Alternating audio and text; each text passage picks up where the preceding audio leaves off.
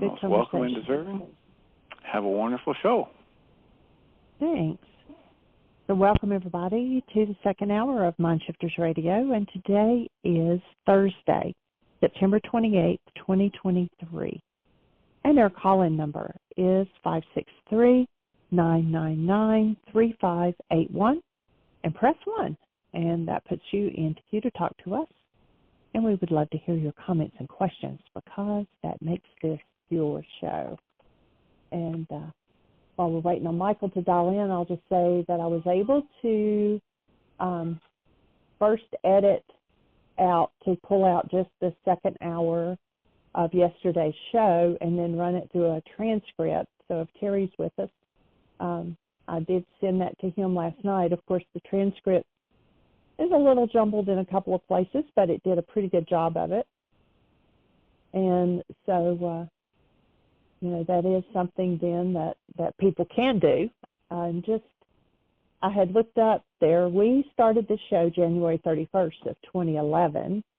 So that's, as of yesterday, 3,303 hours of 1 hour shows. And then Dr. Tim began doing the second hour, or the first hour. We do the second now.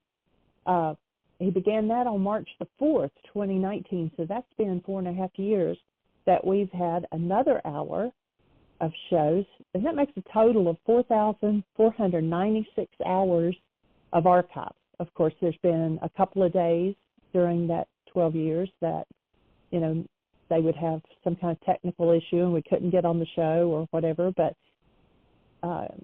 excluding that, we've still got almost 4,500 hours in the archives. So you can go back and listen to those shows. There's a lot of information. If, in the beginning, I didn't keep notes during the show. And so if you ever listen to one of the older ones that doesn't have a description to it, kind of take a highlight of what the show was about and drop me an email at Jeanie, Jeanie, @whyagain.org. And and tell me what day it was and give me your synopsis, and I'll put that on the website. Sometimes that helps, if somebody's looking for a show that talked about, say, codependency, and then it would bring all of those up. So it does help to have those notes in there, and tried to keep up with most of it for the last few years, but in the beginning I did not. So if you listen to one of the older shows, I'd appreciate the help on doing that, to put the notes out there for everybody else who might be searching for something. And I believe that Terry was going to call back in today, and we were going to continue the conversation Michael went over yesterday. He was talking about the particles and the waves and Marcel Vogel and the Delaware camera, and I put links in yesterday's shows where you can click and read up about that. And so they were talking about that and collapsing what's in the reality in your conscious or unconscious mind, and being able to see more of what's really there. And so I think he was going to call back in, and they were going to continue that conversation, so I'll wait for him to call in. But in the meantime, if you have a question, press 1, and that puts your hand up, and then I know that you want to talk.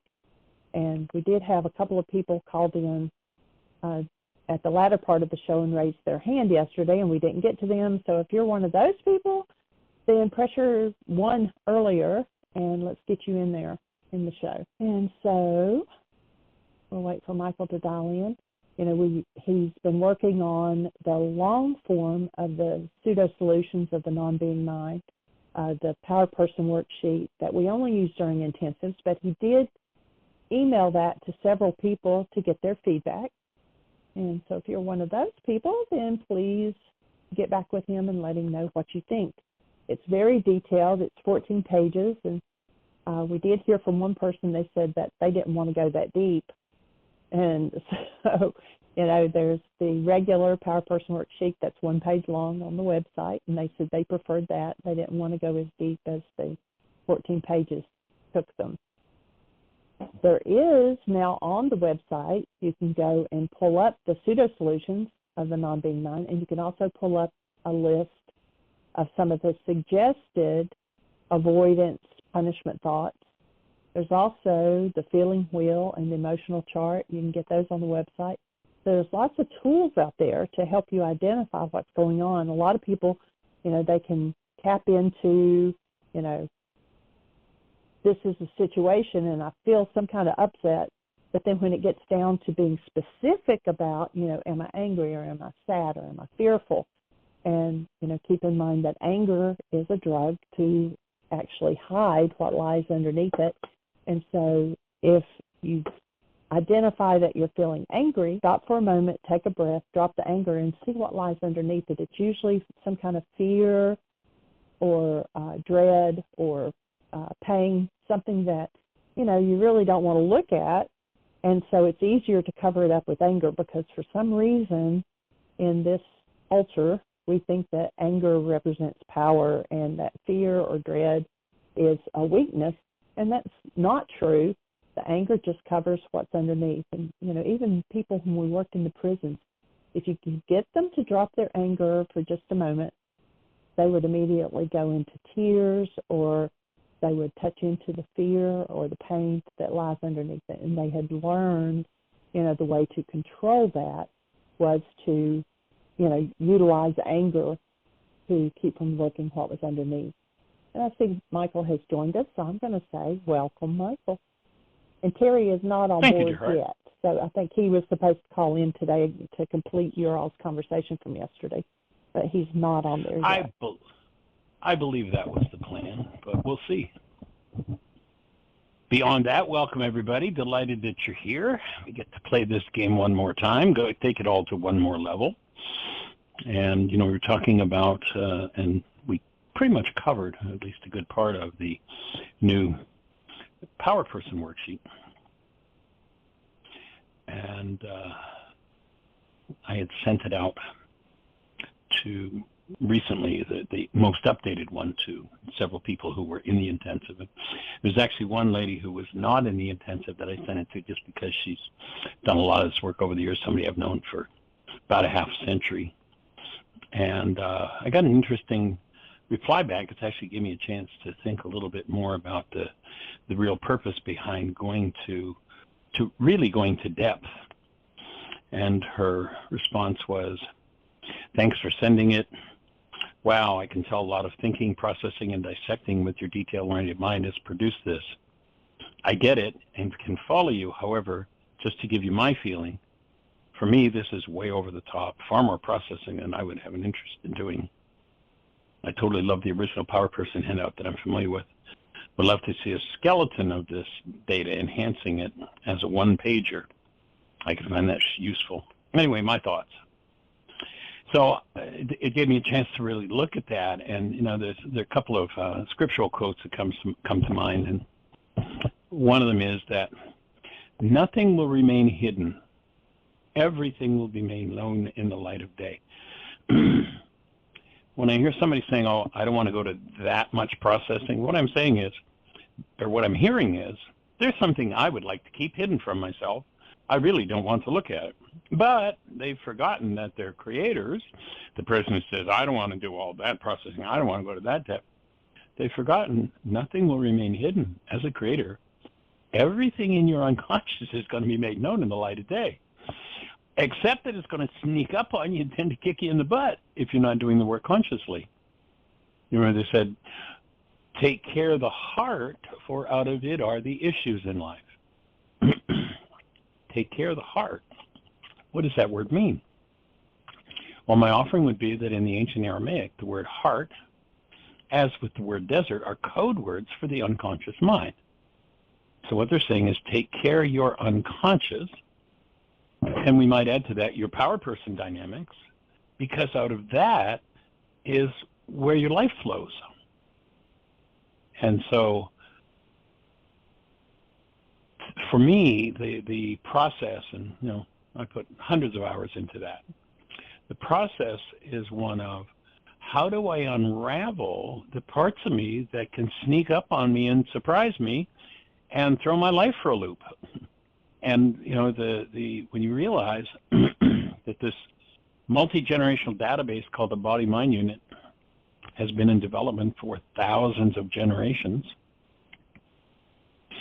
And that if you do the numbers in just 30 generations, literally, there are 1.6 billion lives, and stored in you is the energetic pattern of everything that's gone on in those 1.6 billion lives. Now, my offering is we're not designed to have an unconscious. The purpose of that worksheet is to get rid of your unconscious. So there's nothing that can sneak up and bite you, that you're able to access anything that's in your structure at any time, rather than its energy being lent to something in the world. And as we talked about with Terry yesterday, it ties right in that conversation where if that energy pattern is in me and the potential is around me, the energy pattern in me will interact or resonate with the potential around me, and that potential is going to be made manifest.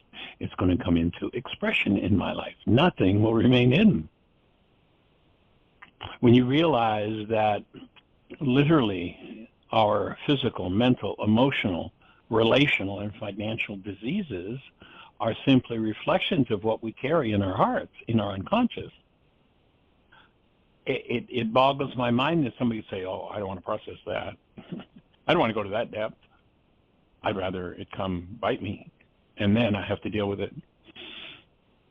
And, you know, the danger, I mean, that's always, of course, an option, but for me, the danger of that is, what if it comes and bites you when you're at a weakened moment and you just don't have the vitality or the ability, the support, the power to handle it? It can literally mean death.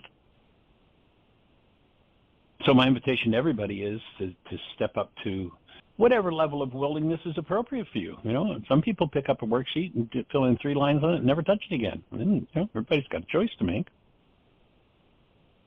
But I invite you to really consider recognizing you are a creator.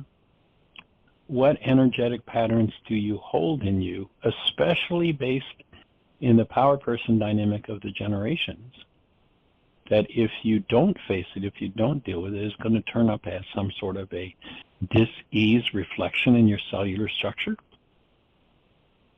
or in your emotions, or in your thinking, or in your relationships, or in your finances, or in your body, or in your world. And willingness is the key to all of it. I'm willing, you know, that statement in number 2 in the worksheet, in the reality management, I'm willing to face and process out all dis-ease producing energies for all of my relations, for all of my generations. Elsewise, you're going to get to face them when they become manifest. You're going to get to face them in your world. So it was a nice piece of feedback for me, and I'll of course give her the feedback that I've just shared with you, and the invitation to keep going to the next level of willingness. And one of the powerful pieces of the puzzle there for me is that as I build the skill,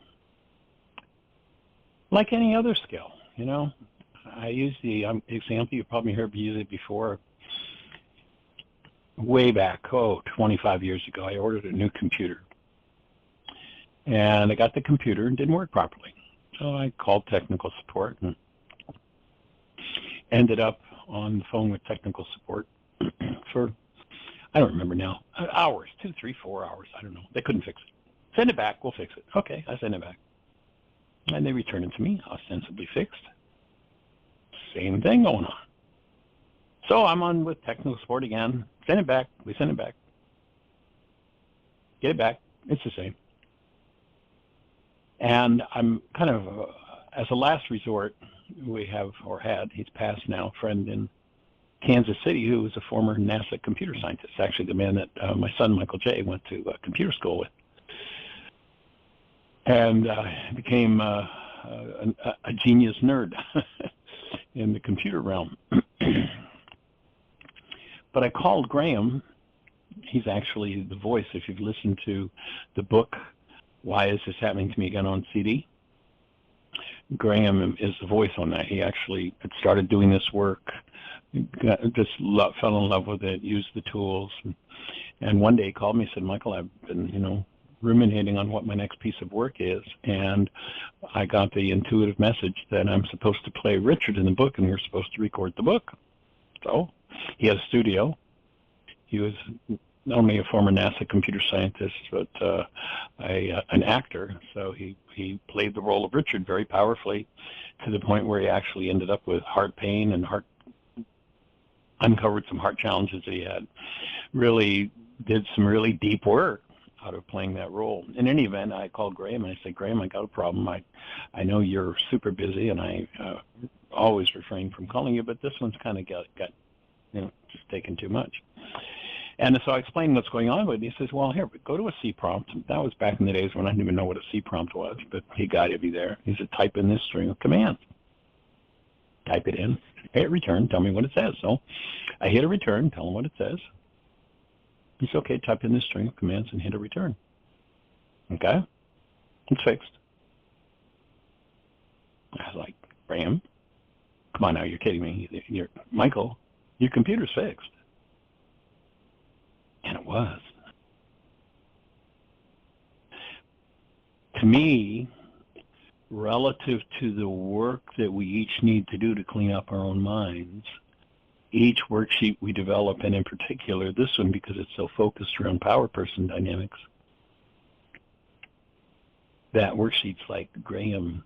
Graham is to a computer what that worksheet is to dealing with our own unconscious dynamics. That's the whole objective, is to clean it out, to develop the skill and the willingness. And as you develop that skill and willingness, like real major issues become relatively easy to just move through because you've developed the skill. Yeah, there's some heavy lifting to be done along the way. There's some skill building to be done, but whew, a whole lot better than living with unconscious dynamics intact. Ultimately, if you want to live a fully conscious life, you must face all of the unconscious dynamics in your heart or in your unconscious. And, again, when they said you must forgive from your heart the wrongs of your brother, that wasn't a bleeding heart statement. They were saying whatever it is that your perceptual mind has put into your brain's image of your brother, you say it's the wrong of your brother, you got to go in and remove it from your heart. That wasn't a bleeding heart statement. You're supposed to, forgive from your heart, some gushy kind of weird thing. They were saying anything that you have put into your perception, the constructs of your mind about your brother, someone else, you've got to go into your own heart and work through it, be free of it. So that's kind of the for me, the reason why, and I thank you for that feedback, because it gave me a chance to really sit with it and contemplate it. Delightful. And Miss Jeanie, has Terry joined us yet?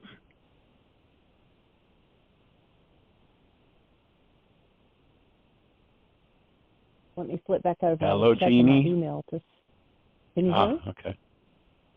Loud and clear. Yeah, I was checking to see if we had gotten anything from the email. No, he's not with us yet. Oh, okay. Pardon me. Excuse me.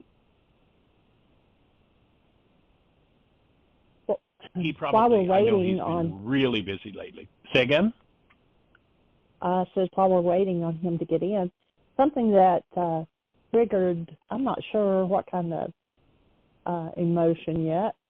We've been talking about emotions. I had a news flash come up this morning, and I was reading it. And there's a woman in South Carolina who has been in prison for several years already, and they've declined her parole. And her partner, I don't know if it was her husband, but actually the police have been called several times over the last, before she was in prison, for several years of him abusing her. And I guess he got a little out of control or something, and she stabbed him, and he died. And they've got her in prison for killing him, and they've denied her parole. And it's like, I guess because I experienced the abuse of a partner in the past, it kind of triggered, okay, so where is the justice in that? I don't know. Well, my take, honey, is sadly we live in a good old boy system, and the game is set for women to remain subservient, be barefoot and pregnant. You know, I was talking the other day, we watched that film about that Texas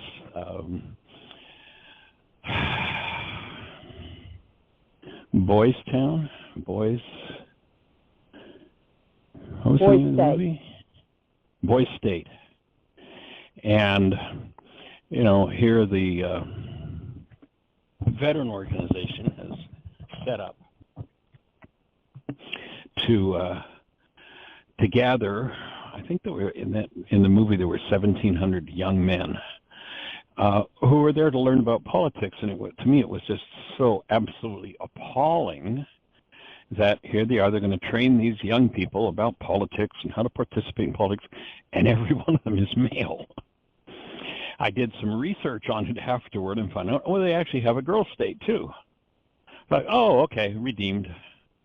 But then, as I did a little more research, the numbers, there are actually only one set of numbers that have been published about the extent of the girl state operation compared to the boys. And in the period that they had published, they spent $3.5 million on boys state, and they spent $800,000 on girl state. If you look at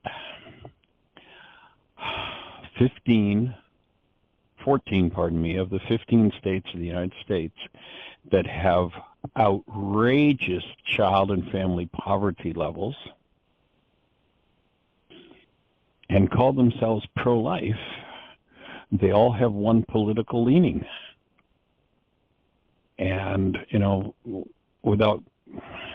I hesitate because it's a big hot potato right now, but sadly, what's called pro-life isn't pro-life at all. If you look, the number of children starving in those states that call themselves pro-life, guess what the worst one is of all of them?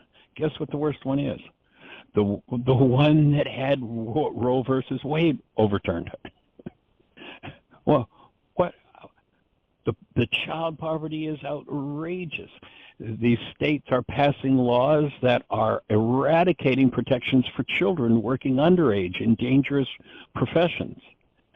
Slavers loved for women to have babies. In fact, they had camps, they had islands where they'd have dozens of women, and they'd put one or two men out there, and they'd force them to go from woman to woman to woman to woman, make them have babies, impregnate them, because babies are profit, babies are property. But when you don't take care of them, you're not pro-life. And barefoot and pregnant, sadly, is the mindset of the culture. We watched a movie last night called She Said. Same thing. The good old boy system set up to take care of the good old boys. And they're political people. Like there was a particular politician in Alaska recently. I don't remember exactly how recently. And they were talking about children being abused and dying at the hands of abusive parents. And this politician actually said, in public, go to YouTube, you can find it.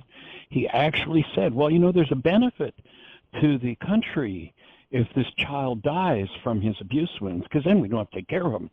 Like, I beg your pardon? And you're pro-life? I beg your pardon? This kind of stuff goes on all over. Slavers were pro-baby, were pro-birth, put women in a certain position, and sadly that's still a mindset that needs to be healed. That's part of the unconscious dynamics that we're talking about that need to be cleaned up. So I'm with you, sweetie, 100%, and I hear you loud and clear, and yeah, it needs to be cleaned up. And we actually need to have a system that plays fair and is based in actual support of life. You know, the states that talk about being pro-life, look at the statistics on their food deserts. Like major pieces of the population in those states, and it doesn't happen in the other states, but major pieces of the population, the only food supply they've got is a 7-Eleven that sells sugar and fried donuts and coffee and garbage. Like there's no food in it. the healthcare deserts. Look at the statistics on healthcare deserts, and it's a tragedy for women and babies. You look at women in some of these states where they do provide them with some kind of health care during pregnancy, and 30 days after the birth of the child, the health care's cut off. No more visits to the doctor, no more support. You know, the whole culture needs to be reset, my take, on the principle of Rakhma, and really integrate the principles of the Aramaic Beatitudes, which one of the core principles of the Aramaic Beatitudes is to develop a mindset of just and fair. Is it just and fair to keep that woman in prison because she was abused and protected herself? There's nothing just about that. But I hear you, and it's definitely there are issues that need to be addressed. People need to step up to the plate in their own minds, in their own lives, in their own relationships, and clean it up, and then take it out to the larger culture. To me, that's all one of the foundation pieces of why we're doing this work, the way we do it, making it as widely available as we possibly can, to put it out there and give people access. Does that fit for you, sweetie? Any other thoughts in that regard? Yeah. No, it does. It fits. And I've got work to do on it, too, to clean it up in me. I'm with you. And Terry has joined us. So I'm going to turn on his microphone. Hi, Terry. Are you ready to continue from yesterday?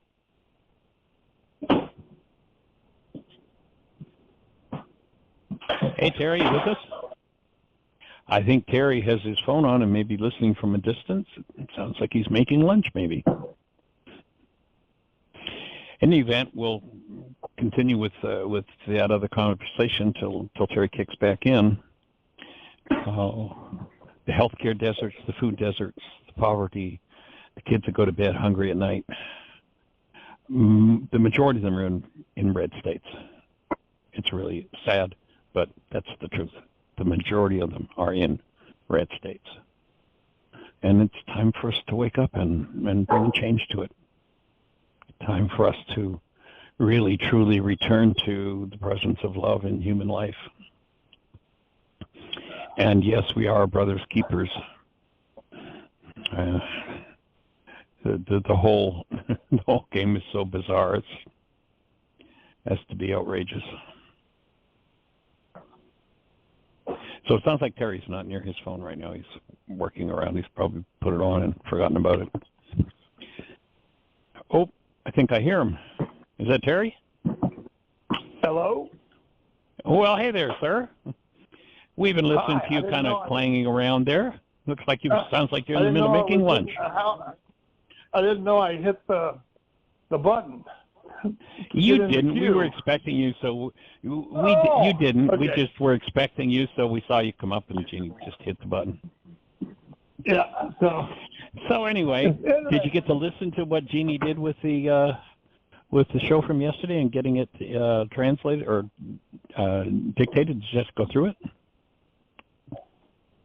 No, I did see it, and I responded back to it.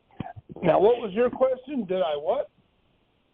I just wondered if you'd gotten to read through it and how it came through. I know that when they translate like that, they're not perfect. They need some editing and some work. It was really a lot of words. Let's put it that way. And as I was reading through it, I noticed that your side came through loud and clear, and I've got some work to do on my diction. And I'm going to need to go back through there and edit a little bit, but the gist of it was abundantly there. So we got most of it there, and I'm excited about it.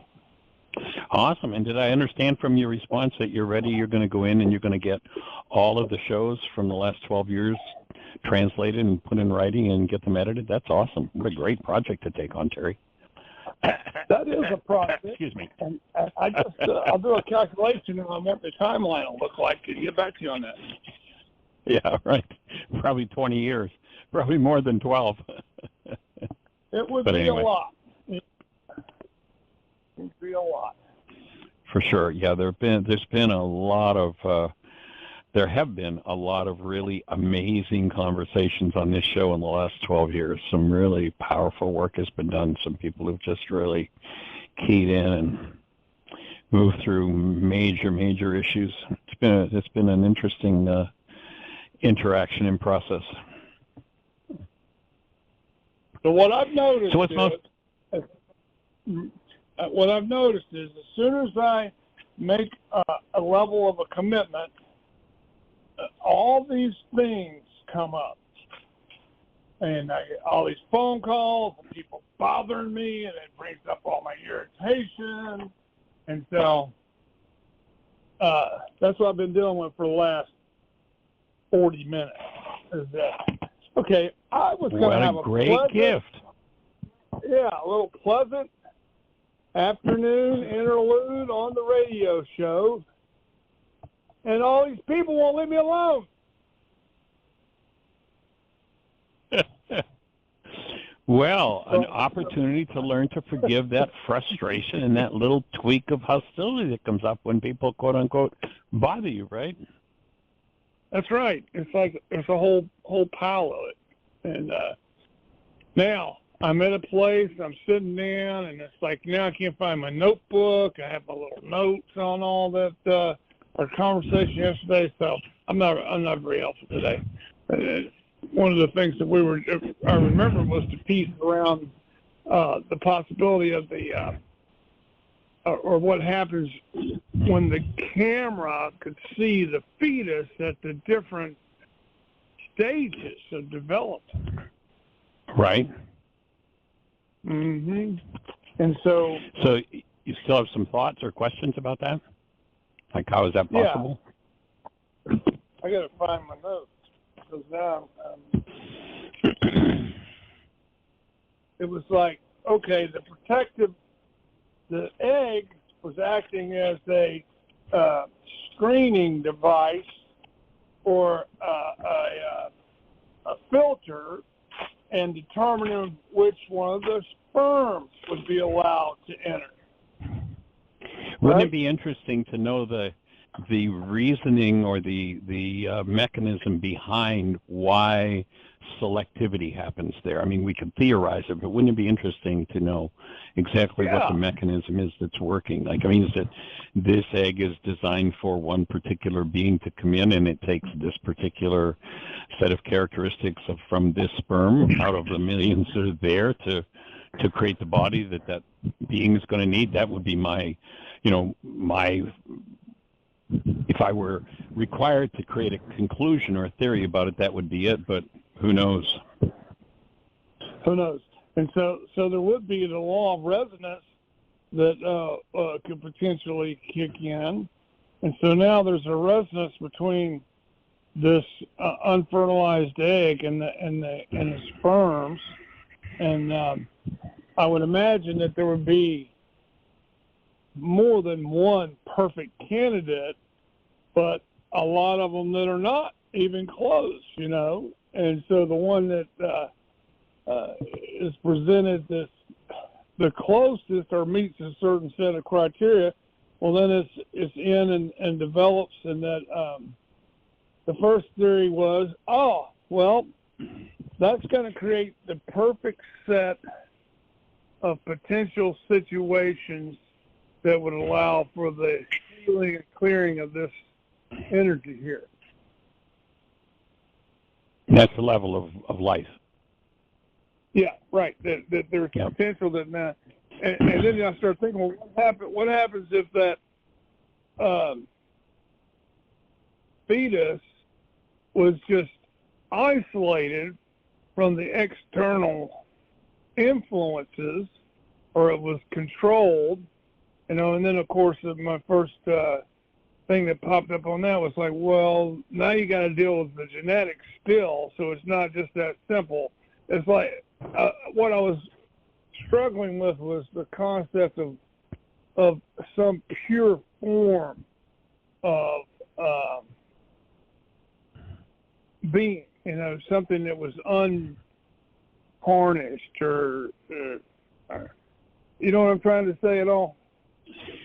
I hear you, and I think that each being is that already, and the form that we come into has its energetic and generational patterns that are going to play out.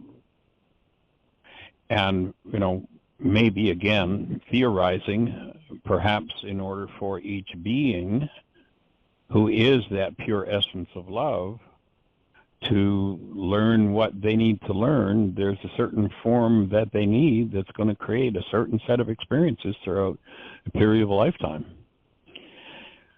Right. That's the most logical thing to me.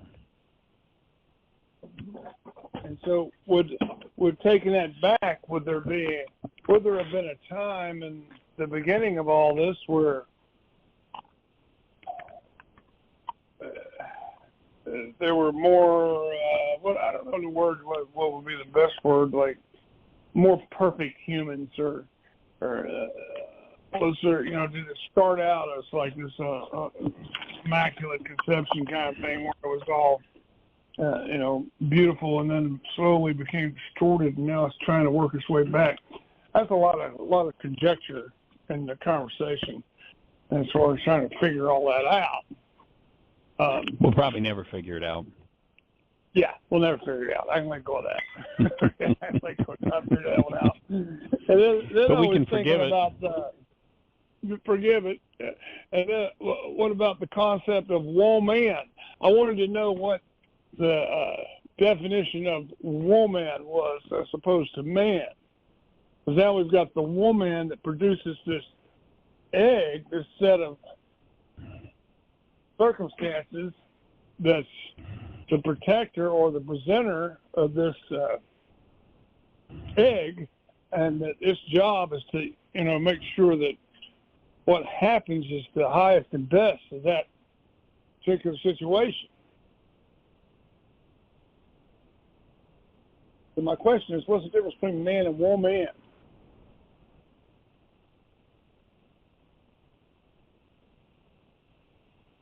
Still there? Well, aside from the obvious physiological differences, there certainly seem to be many mental and emotional variants. And if we look at it from a principle point of view, an energetic principle, we could break it down into that which originates, an originative faculty, which has the program, sets the program, and then the matrix into which the program unfolds, which would be the receptive or the executive aspect of life, the part that executes whatever the program is. And of course, we each have both the originative and executive faculties. On a physiological level, the woman is the one with the egg that carries the child and carries out the expression to term. And we each have this capacity to originate. And ultimately, I think that's one of the purposes of life, is to rather than just unfold whatever's in there already, to develop the higher faculty to be able to literally bring in something new. If you go to the creation story, it talks about go forth and multiply and replenish the face of the earth. Most everybody listened to the multiply part of it, but nobody really understood what that word replenish meant. And in Aramaic, what it comes down to is the instruction was bring the creation to completion. Do your part in originating what the ultimate expression of the creation is for. And as you do that, then you bring the creation to completion. So to me, that would be about developing our ability to tap into the higher energetic patterns, capture them, bring them into expression. That make sense? Yes. So what is the Aramaic definition of man and woman? Is there one that you have? not something I've ever looked at. No. Not some. I'm not saying it isn't there. It's not something I've looked at, so I couldn't give you any kind of specifics in that regard. So I wonder where the prefix "woe," because it's woe. You know, of course, it's a prefix to the man. Probably. But You've got a person, a human with a womb.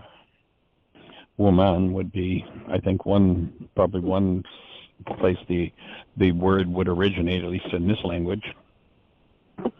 Yes. That would make sense.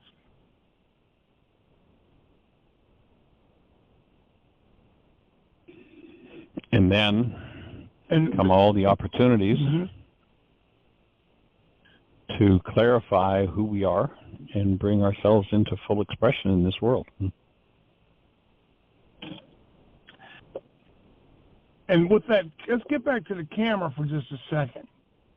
Okay. And the pictures of the fetus in the different stages of development.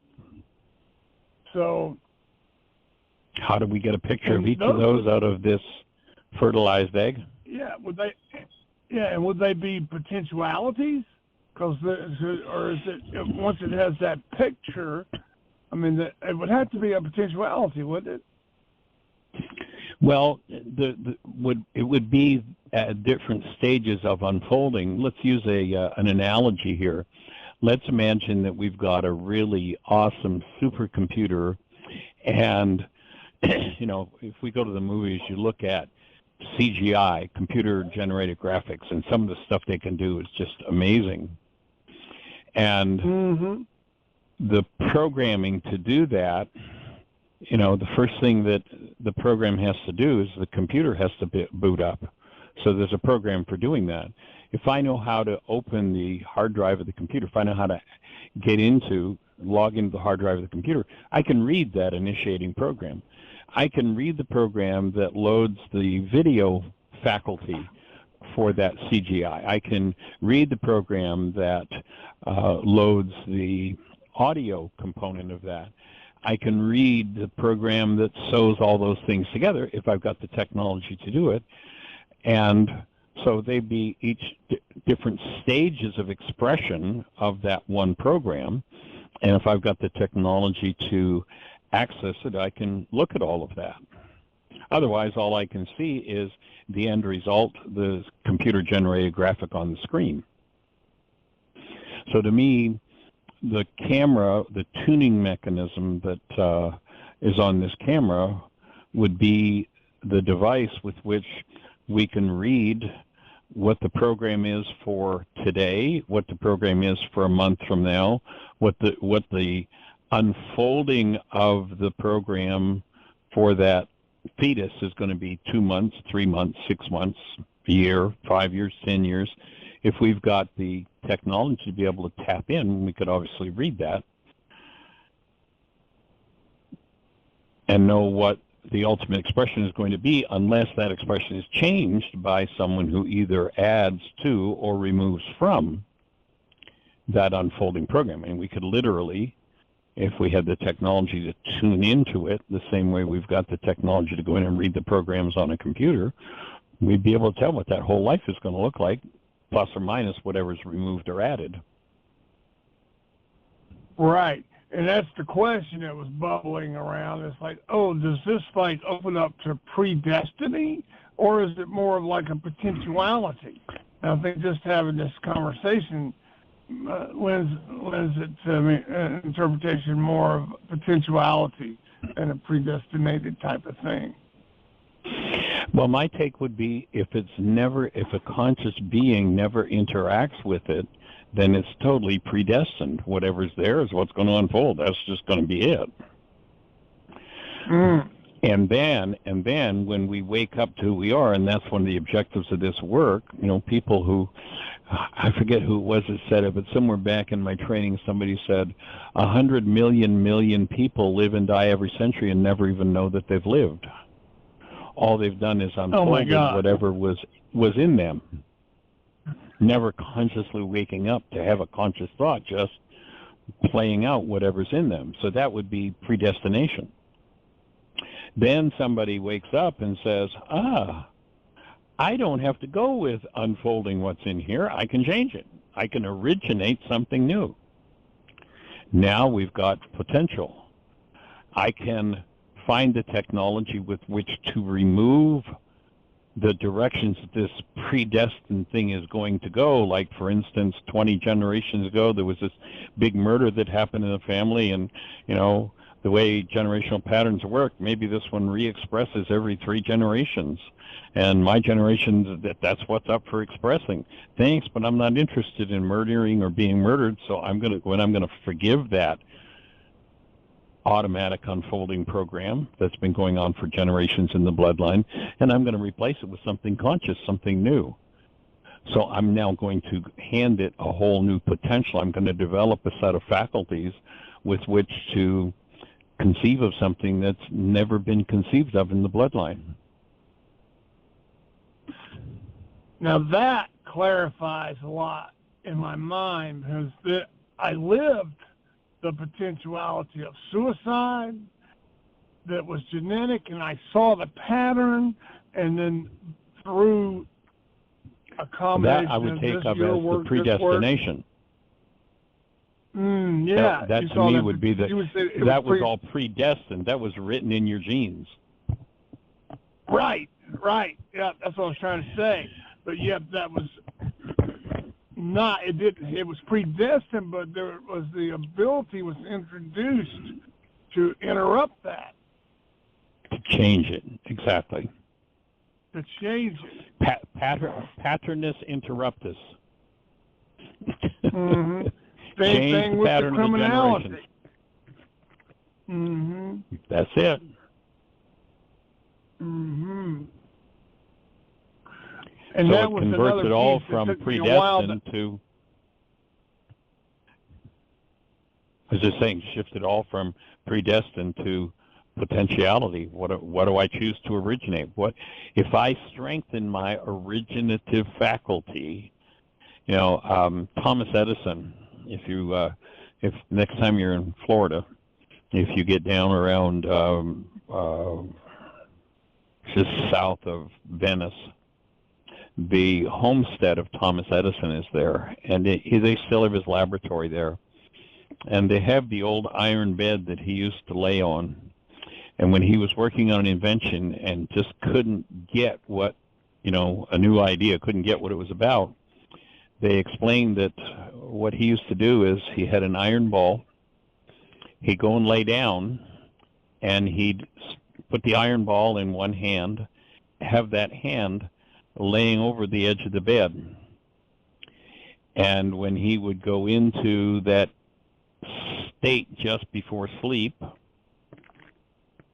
his arm would relax, the iron ball would drop, and it would wake him up. And what he said was that's where he got his creative ideas. That's where he got his inventions, was in that moment. So my understanding of that would be that's where he was able to quiet the noise of his own carbon-based memory, his own predestined mind, to listen to the mind that holds the unrealized potential and bring it into expression.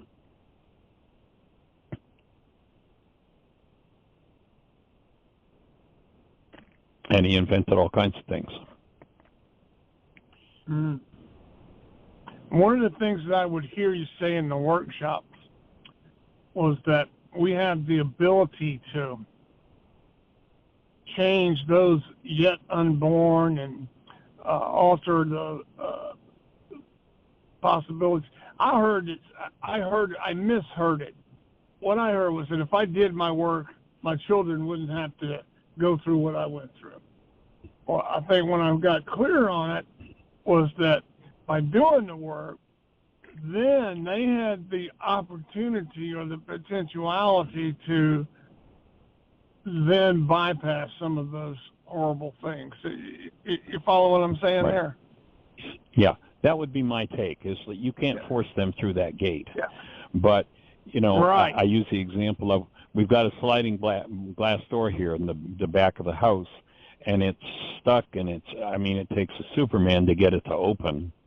And so I and my kids have never been able to open it. It's been closed forever. But if I choose to do the work that it takes to get all the encrusted old garbage out of it and lubricate it, put new wheels on it, then I don't open that door for them, but I make that door easier for them to open. So yeah, they're going to get to face whatever's in them, but because I've brought the skills into the genetic structure of our family system to do it differently, they're going to be able to trade on those skills, enhance those skills, and have an easier time of walking through it than I did.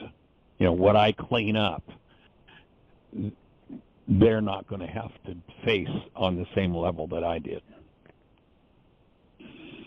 And when I bring in new skills, those skills are going to be easier for them to access and express than they were for me with the type of inclinations, or in the context of our conversations, the type of predestinations that were in me. Jeanie, were you going to say something, sweetie? I was just going to say Terry's friend Dan has his hand up. I'm going to turn him on as well. Oh, great. Let's get Dan in here to say hello. Hey, young man, welcome. Hey, yeah, I wasn't sure if you could bring me in too, but I was talking to Terry prior, and I went to the gym, and I ended up leaving, and I got on right when you guys were talking about the womb, and then into camera, and then where I really picked up with it is the potentialities and kind of predestination versus free choice. And it just really inspired and resonated with me of like, are we just playing out the programming that's there, or are we becoming aware, taking responsibility, and then due to that being able to exercise, the faculty of freely choosing? And, when I like do this work, one of the questions that keeps coming up for me is, I think about the will, and I think about, I am responsible for every reality that is within my system. However, at the same time, some of those things either were installed or taught to me, or at least feel like they were, because I was so young.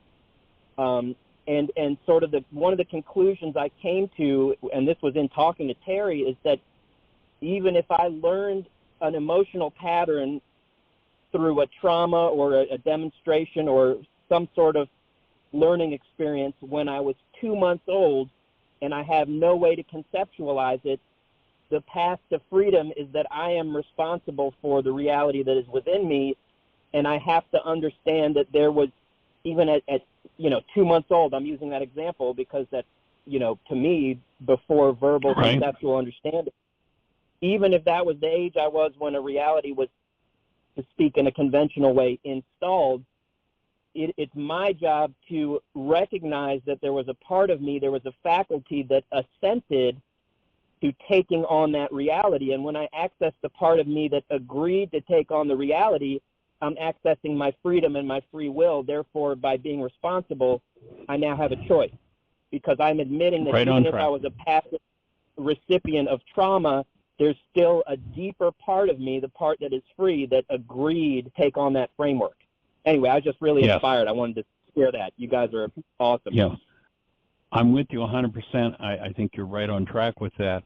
And my take is that, if something happened at 2 months and energetically, I just, as you say, it was installed, it became part of my underlying dynamic.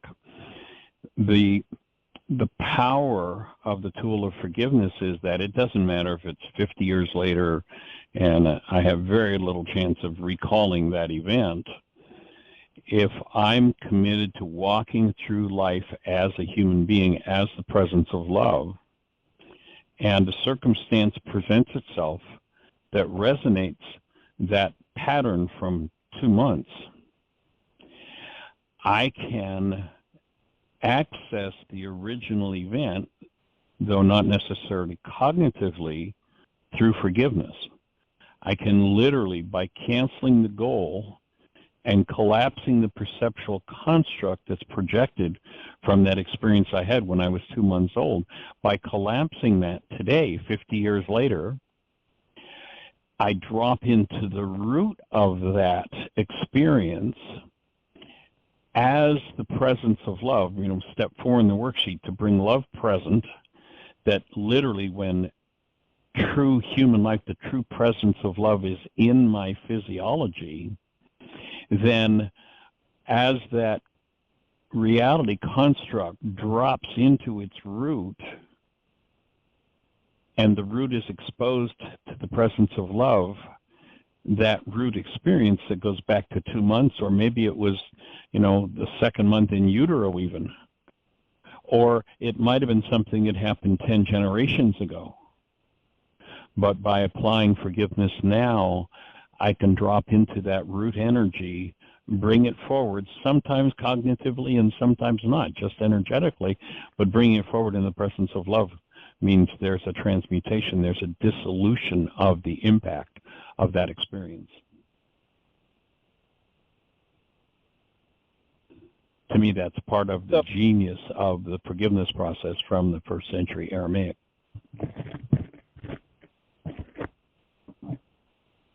Yeah, because I often have the feeling that I'm walking through these sort of feelings and textures that are like very uncanny, like they're familiar and nostalgic, but I also don't know, I have no idea where they come from, and I wonder if that's just stuff kind of bubbling up that I don't have the cognitive picture of, but it's still kind of coming out. That would be my take. Every reality, when we recognize the mind is the generator of the world we see. If you haven't watched it yet, go to YouTube and Google, let me get his name.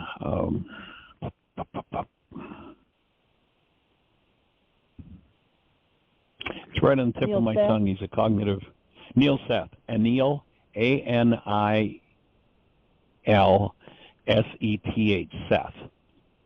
And it's a TED Talk. And as a cognitive scientist, what he explains is that the world we think we see through our eyes isn't there in any way, shape, or form. Our eyes show it to us, but that it's our brain that literally creates that perceptual construct. Course in Miracles says perception is a skill made up by us to take the place of the actuality of the world, what's really truly there.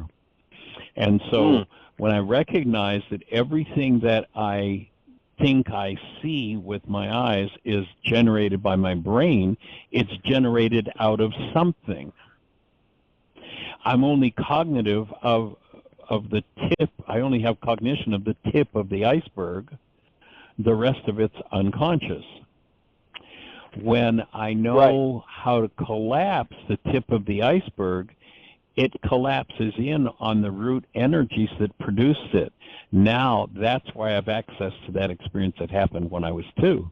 And if love is present, and there's anything out of line with truth from that experience that happened when I was 2 months old, by exposure to love, it's going to heal instantly, right on the spot.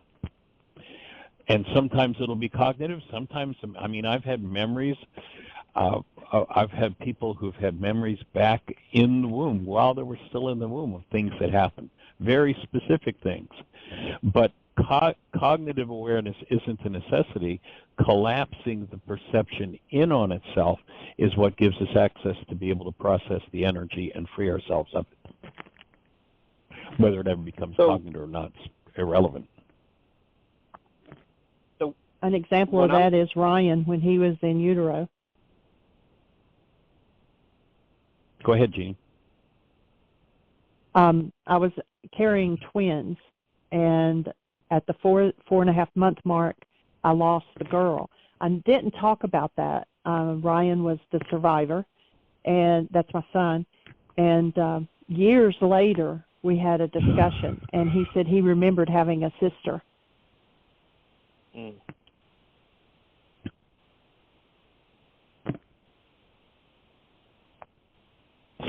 sometimes He had the memory, and sometimes we don't have the memory. There's another experience that happened with Ryan. We were over there at their house having dinner one day, and they were talking about doing laundry, and their deal was if Ryan does laundry, he falls asleep. He just sits down and goes to sleep, so he can't do laundry. So he does the dishes, she does the laundry. And we explained, or Jeanie explained, when Ryan was 4 in preschool, they had been at the preschool, and the woman who ran the school was washing some clothes and didn't know that the cat had got into the dryer. And the cat was killed, and the cat was the friend, of course, of all these preschool kids. And when we were explaining that, though Ryan had no cognitive awareness, Ryan's wife says, "Oh my God, that's why every time he goes to the dryer, he wants to check the dryer for the cat." He had no remembrance of that, but that's what he would do as an adult man. He'd check before the dryer was ever turned on. You had to check for the cat. He had no idea why he did that until that day. It's like, oh, that's where it came from. So yeah, there are all kinds of those influences, and to me, the genius of collapse perception by recognizing it's driven by a goal and be willing to drop into the underlying energetic pattern is just like such a huge piece of information to have to understand for healing and being free of past influences. It's amazing. And the show is going to cut us off any second, but we can continue the conversation until it does cut us off. Any other thoughts for you, Terry?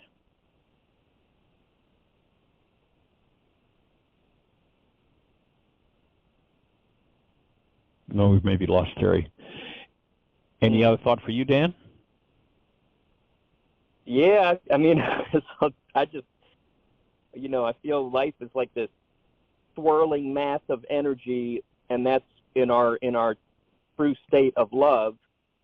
There is no crystallized conceptual realities, and getting back to that involves, the forgiving, the surrendering of all these frameworks and realities we've created. Not to say they can't be useful, but the cleansing of that, I don't know, it's just really kind of inspired me that's what the work is. Were you in, or did you have a conversation with Terry about yesterday's show where we were talking about quantum physics and how the quantum wave collapses due to the observer effect? Yes, and that really clicked for me. Good. I was talking to him before the show. Awesome. Cool. All right, well, it's telling me in my ear that it's all over, so maybe we continue this conversation tomorrow if appropriate. And otherwise, thank you, everybody, for joining us. Create the best year yet of your eternal life. It's a